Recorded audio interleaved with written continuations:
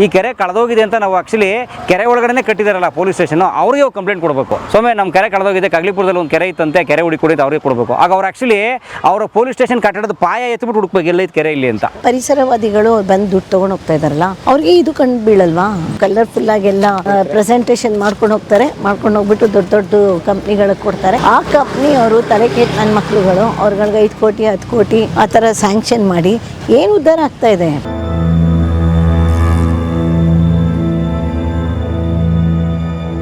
ಕನಕಪುರ ರೋಡಲ್ಲಿ ಬರೋ ಲೆಫ್ಟ್ ಸೈಡಲ್ಲಿ ಒಂದು ಪೊಲೀಸ್ ಸ್ಟೇಷನ್ ಬರುತ್ತಲ್ಲ, Kaglipura police station. Kaglipura police station ಹಿಂಭಾಗದಲ್ಲಿದ್ದೀವಿ.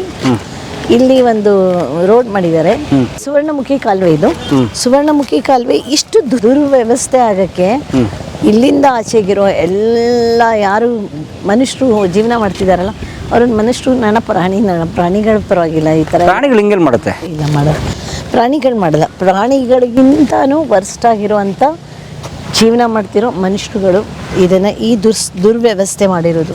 ಇದು ನಮಗೆ ಅವಮಾನ. ಇದು ನಮ್ಮ ಬೆಂಗಳೂರಿಯನ್ಸ್ಗೆ ಇದು ತೀರಾ ಅವಮಾನ. ಇದು ನಮಗೆ ವಿಶ್ವಮಟ್ಟದಲ್ಲಿ ಎಂಟೈರ್ ವರ್ಲ್ಡ್ಗೆ ಈ ದುಸ್ಥಿತಿ ಗೊತ್ತಾಗಬೇಕು. ಯಾಕೆಂದರೆ ನಾವು ಕೂತ್ಕೋಬಾರ್ದು. ನೀವು ನಿಮ್ಮ ವಾಹಿನಿಯಿಂದ ಈಗ ಎಲ್ಲ ಅಮೆರಿಕಾದಲ್ಲೆಲ್ಲ ನೋಡೋರು ಬೇಕಾದಷ್ಟು ಜನ ಇದ್ದಾರೆ. ಇದು ನಮ್ಮ ಬೆಂಗಳೂರು ಅಂತ ತೋರಿಸ್ಬೇಕು. ಇದು ಆ ಕನಕಪುರ ರೋಡು ಸರಿ ಮಾಡಿಬಿಟ್ಟು 4 ರೋಡು 6 ರೋಡು ಮಾಡಿದ್ರೆ ಪ್ರಯೋಜನ ಅಲ್ಲ.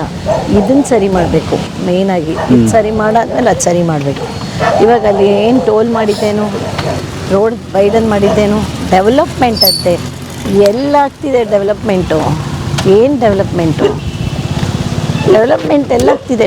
ಇದು ಡೆವಲಪ್ಮೆಂಟಾ? ಸ್ನೇಹಿತರೆ, ಈಗ ನನ್ನ ಹತ್ರ ದಿಶಾಂಕ ಆ್ಯಪ್ ಇದೆ, ಕರ್ನಾಟಕ ಸರ್ಕಾರದ ಆ್ಯಪ್. ಅದು ಕಂದಾಯ ಇಲಾಖೆದು. ಇದು ನಾವು ನಿಂತಿರೋ ಜಾಗ ಯಾವ ಸರ್ವೆ ನಂಬರು, ಸುತ್ತಮುತ್ತ ಏನಿದೆ ಎಲ್ಲ ತೋರಿಸುತ್ತೆ. ಜೊತೆಗೆ ಅದು ಏನು ಅಂತ ತೋರಿಸುತ್ತೆ ಸರ್ವೆ ನಂಬರು. ನೀವು ಗಮನಿಸ್ಬೋದು ನೋಡಿ. ಇಲ್ಲಿ ನೋಡಿ 222 ಸರ್ವೆ ನಂಬರ್ 222 ನೋಡಿ. ಅದು ಟ್ಯಾಂಕ್ ಅಂತ ನಿಮ್ಗೆ ನೀಟಾಗಿ ತೋರಿಸಿದೆ ಅಲ್ವಾ? ನೋಡಿ 222 ಟ್ಯಾಂಕ್ ಅಂದರೆ ಕೆರೆ ಅಲ್ವಾ? ನೋಡಿ ದಿಶಾಂಕ ಆ್ಯಪ್ ಅಲ್ಲಿ ತೋರಿಸ್ತಾ ಇದ್ದೀವಿ. ಇಲ್ಲಿ ಕಾಣಿಸ್ತಿಲ್ಲ ಗ್ರೇ ಕಲರು? ಈ ಗ್ರೇ ಕಲರು ಕನಕಪುರ ಹೈವೇ ಅಲ್ಲ, ಕನಕಪುರ ಹೈವೇ ಅಲ್ಲ, ನ್ಯಾಷನಲ್ ಹೈವೇ 209. ಅದೇ ಒಟ್ಟು ಕನಕಪುರ ರಸ್ತೆ ಮೂಲಕ ಹಾದುಹೋಗುವ 209 ಬೆಂಗಳೂರು ದಿಂಡಿಗಲ್ ಹೈವೇ ರಾಷ್ಟ್ರೀಯ ಹೆದ್ದಾರಿ 209 ಕನಕಪುರದ ಮೇಲೆ ಹಾದುಹೋಗುತ್ತಲ್ಲ, ಅದೇ ನೋಡಿ ಕಗ್ಲಿಪುರದಲ್ಲಿ ತೋರಿಸ್ತಾ ಇದೆ. ಹೈವೇಗೆ ಅಟ್ಯಾಚ್ ಆದಂಗೆ ಇದೆ ಕೆರೆ, ಅದ್ರ ಗೊತ್ತಾಗ್ತಿದೆಯಾ? ಹೈವೇ ನಲ್ಲೇ ಕಾಣಿಸಿದ ಹೈವೇಗೆ ಹೊಂದ್ಕೊಂಡಿದ್ದಂಥ ಕೆರೆ ಅದು ಸ್ನೇಹಿತರೆ. ಈಗ ಅದೇನಾಗಿದೆ ಗೊತ್ತಾ? ಅದು ಈಗ ಒಂದು ಕೊಚ್ಚೆಗುಂಡಿ ವೃಷಭಾವತಿ ಥರ ಮಾಡಿಟ್ಟಿದ್ದಾರಲ್ಲ, ಇದೇ ಇದು.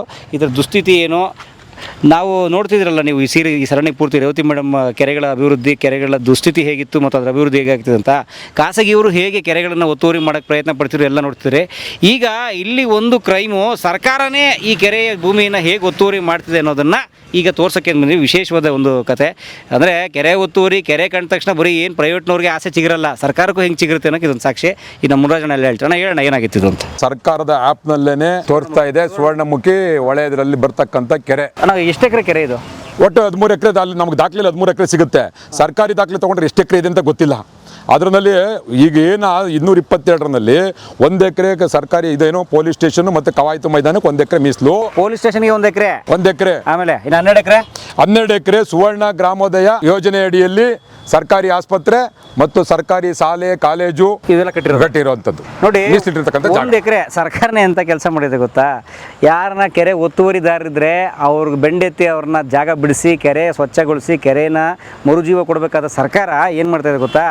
ಇಷ್ಟು ದೊಡ್ಡ ಕೆರೆಯನ್ನು ಅವರೇ ಮುಚ್ಚಿ 12 ಎಕರೆನ ಸರ್ಕಾರಿ ಪ್ರಾಥಮಿಕ ಶಾಲೆ, ಪ್ರೌಢಶಾಲೆ, ಪದವಿ ಪೂರ್ವ ಕಾಲೇಜು ಮತ್ತು ಆಸ್ಪತ್ರೆ ಕೊಟ್ಟವ್ರೆ. 12 ಎಕರೆ.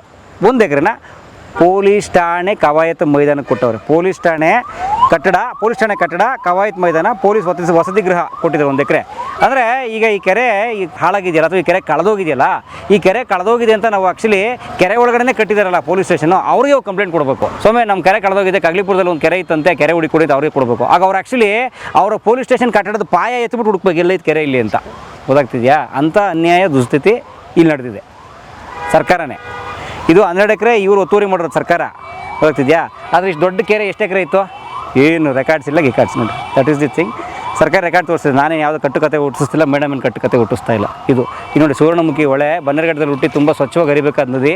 ಅದು ಈ ದುಸ್ಥಿತಿ ಬಂದಿದೆ. ಇದು ಸ್ಮೆಲ್ ಗೊತ್ತಾಗ್ತದೆ. ವೃಷಭಾವತಿ ಸ್ಮೆಲ್ ಇದೆ. ಸೇಮ್ ಇದಕ್ಕಿಂತ ಹೆಚ್ಚಿಗೆ ಇತ್ತಲ್ಲ. ಸುವರ್ಣಮುಖಿನೂ ಅದೇ ಸ್ಥಿತಿಗೆ ಬರ್ತಾ ಇದೆಯಲ್ಲ, ವೃಷಭಾವತಿ ಸ್ಥಿತಿ ಬರ್ತಾ ಇದೆ. ಬರ್ತಾ ಇದೆ. ಇನ್ನೂ ವೆಸ್ಟ್ ಆಗ್ತಾ ಇದೆ. ವೃಷಭಾವತಿಗಿಂತನೂ ಇದು ವೆಸ್ಟ್ ಆಗಿದೆ.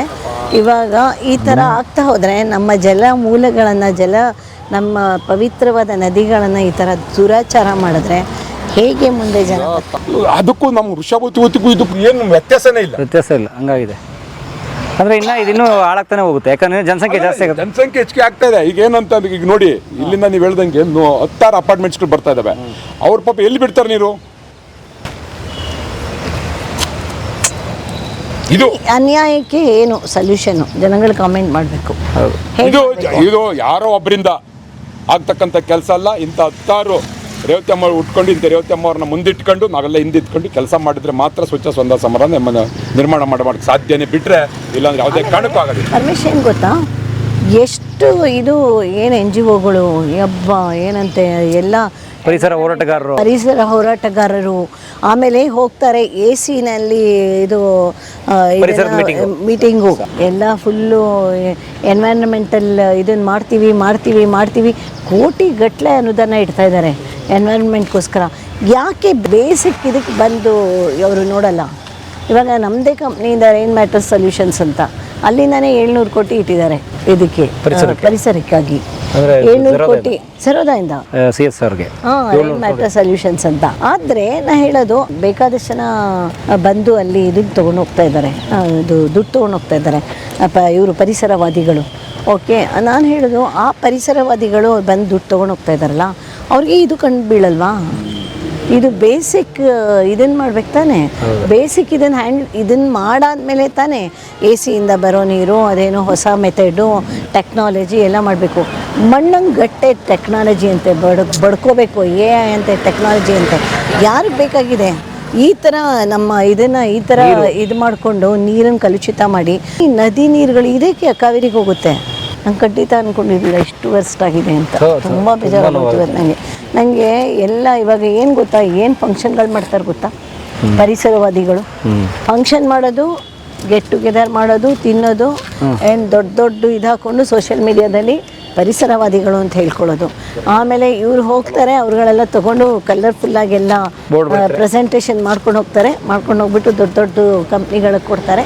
ಆ ಕಂಪ್ನಿ ಅವರು ತಲೆ ಕೆಟ್ಟ ನನ್ನ ಮಕ್ಳುಗಳು ಅವ್ರುಗಳಿಗೆ 5 ಕೋಟಿ 10 ಕೋಟಿ ಆ ಥರ ಸ್ಯಾಂಕ್ಷನ್ ಮಾಡಿ ಏನು ಉದ್ಧಾರ ಆಗ್ತಾಯಿದೆ? ಪರಿಸರ ಎಕ್ಕುಟ್ಟೋಗಿದೆ.